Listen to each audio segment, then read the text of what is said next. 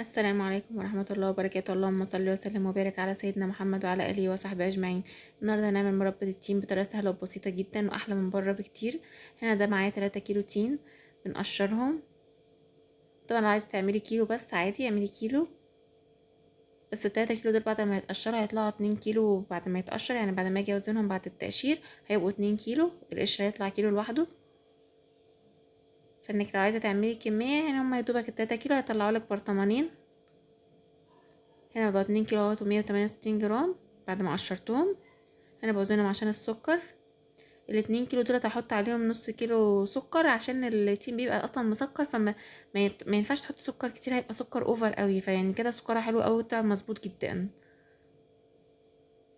يعني هتحطي 540 جرام سكر على ال2 كيلو 160 جرام، يعني 2 كيلو دوبك ياخدوا نص كيلو سكر، الكيلو بياخد ربع كيلو سكر لان التين بطبيعته مسكر. بنقطعها بقى قطع كده صغيره. هخلص بقى كل الكميه واوريكي هنعمل فيها ايه. يلا مش اللايك والاشتراك في القناه وتفعيل الجرس.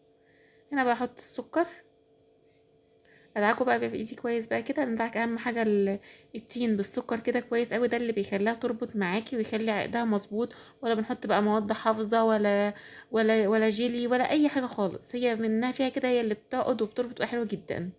هنا بعد ما دعكتها بالسكر بقى حطيتها على النار. رفعتها على النار على طول، ما سبتهاش ولا ساعه ولا اي حاجه. هنا اول ما بتحطيها بقى على النار بتطلع الريم ده، فوقلوش ده لازم تشيليه وترميه. كل ما تلاقي طلعت ريم كده تشيليه ورميه زي ما احنا شايفين كده. نسيبها بقى على النار وايدينا فيها على طول، كل شويه نقلب فيها عشان ما تلدعش معاكي من تحت.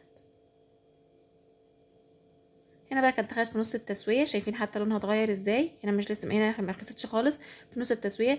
هنا معايا عصير 4 ليمونات، ال2 كيلو خدوا عصير 4 ليمونات. تحطيها بقى وتكمل التسويه معاها، ده اللي بيخليها تعقد وما تسكرش وتربط معاكي. قعدت حوالي ساعه على النار. شايفين هنا خلاص بعد ما خلاص استوت تسويه كامل.